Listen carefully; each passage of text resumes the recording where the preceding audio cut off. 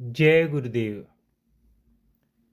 संगीत को भक्ति मार्ग में भक्ति भावना के उभार के आधार रूप में हृदय के भावों की अभिव्यक्ति के माध्यम के रूप में एवं प्रकृति के साथ समरसता के प्रतीक के रूप में स्वीकार किया गया है।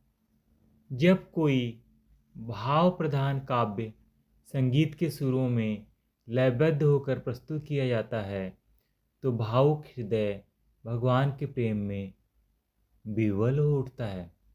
उसका अंतरात्मा अंदर तक हिल उठता है। यदि श्रोता भावुक हो तो संगीतमय स्वर लहरियों के साथ उसका मन अंदर की ओर खींचने लगता है। यदि गायक में भी प्रभु की सच्ची लगन हो तो गाते गाते उसका हृदय प्रभु वियोग में चित्कार कर उठता है। संगीत गायक तथा श्रोता दोनों पर समान रूप से प्रभावी होता है।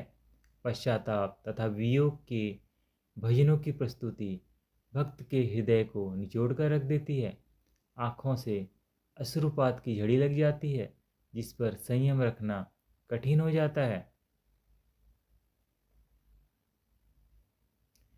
भारतीय आध्यात्मिक संगीत का आधारभूत साज एकतारा तथा खड़ताल है, जिसने स्वर को लयबद्धता प्रदान की। भक्त गायक केवल लयबद्ध होकर गाते थे। उन्होंने अपने आप को स्वरों की गिनती में नहीं उलझाया। एकतारा ही भक्तों संतों का वाद्य है। इसी के आधार पर भक्त अपनी भक्ति भावना एवं हार्दिक उद्गारों का विकास करते थे।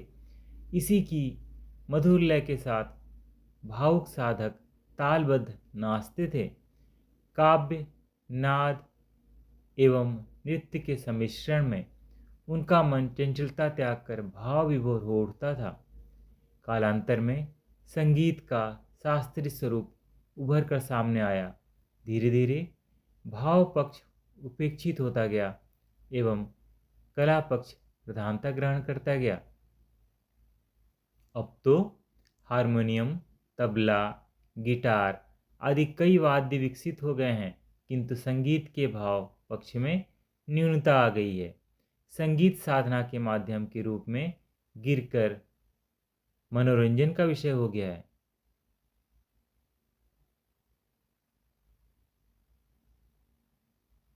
एक भक्त, क्या एकतारा का एक तार मन की एकाग्रता का प्रतीक है?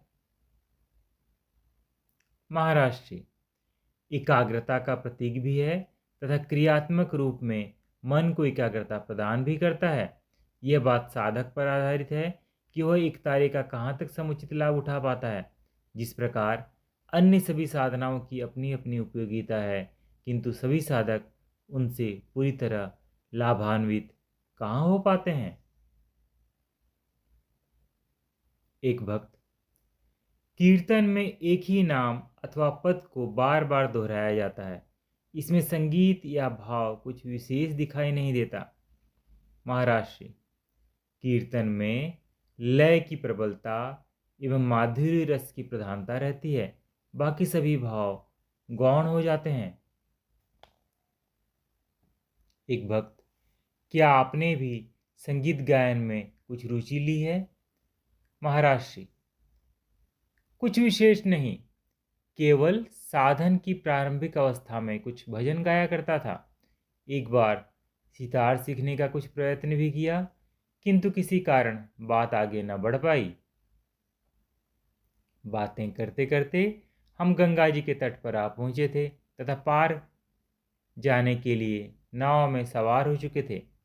एक भक्त, नाले के किनारे रहने वाले महात्मा कभी गंगा स्नान के लिए भी अवश्य आते होंगे। क्या उनके मन पर इसका भी कोई प्रभाव नहीं पड़ा? महाराष्ट्री उनकी अंतर्गंगा जागृत नहीं होगी। गंगा स्नान को भी अंतर शक्ति के जागरण के उपाय के रूप में ग्रहण किया जा सकता है।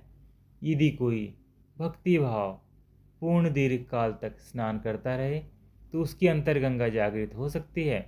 लोग प्राय भावहीन स्नान करते हैं या कामनायुक्त होकर करते हैं, किंतु भावुक भक्त इसे शक्ति जागृति के उपाय के रूप में स्वीकार कर सकते हैं। एक भक्त, कुछ लोग कहते हैं कि यदि कोई गंगा स्नान किए ही पार हो जाता है, तो इसमें रहने वाली मछलियां जो पल भर के लिए भी बाहर नहीं आती, अब तक पार क्यों नहीं हुई? महाराज श्री, मछलियों में वो भावना कहाँ होती है? उनकी प्राकृतिक संरचना ही ऐसी है कि वे पानी के बिना जीवित नहीं रह सकती। भक्ति, अध्यात्म, शक्ति आदि विषयों को वे क्या जाने? बड़ी बड़ी मछलियाँ छोटी मछलियों को खा खा कर अपने पेट भरती रहती हैं तथा छोटी मछलियाँ जीवन बचाने के फेर में भागी फिरती हैं। यही उनका जीवन है। उनको यह भी नहीं पता कि वह गंगा जी में तैर रही हैं। उनकी मुक्ति का प्रश्न ही कहाँ पैदा होता है? मछलियों की तुलना एक भावुक भक्त से करना कहाँ तक उचित है? यह वे जानते होंगे जो ऐसी बातें करते हैं। जय गुरुदेव।